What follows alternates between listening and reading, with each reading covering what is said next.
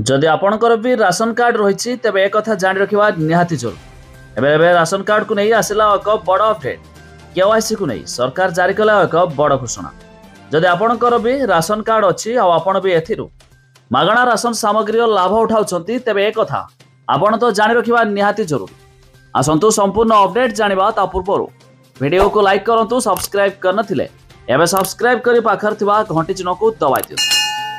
देखंतु जून रे सरीबो ration card e-KYC प्रक्रिया। एथिरु बाद पड़ी पारंती 20 लाख हिताधिकारी। वर्तमान सुधा 95% हिताधिकारी ई-केवाईसी करिसंती। तबे जो माने ई-केवाईसी करिनांती सेमानकु बाद दियाजो बोली कहिसंती खाद्य और जुगाण मंत्री कृष्णचंद्र पात्र।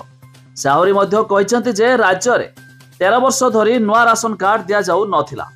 तबे नुआ सरकार आसीबा परे 17 लाख आवेदन आसीथिला। तबे 6 लाख राशन कार्ड दिया चली बाकी आउ 15 लाख कार्ड अप्रूव सरी। केवल ब्लॉक ऑफिस नुहे जनसेवा केन्द्र रे मध्य ऑनलाइन आवेदन हेउछि। तबे नुआ सरकार को ऊपर आस्था थिबारु भिड़ हेउछि। भिड़ को देखि आवश्यक पदक्षेप नियाजिबो।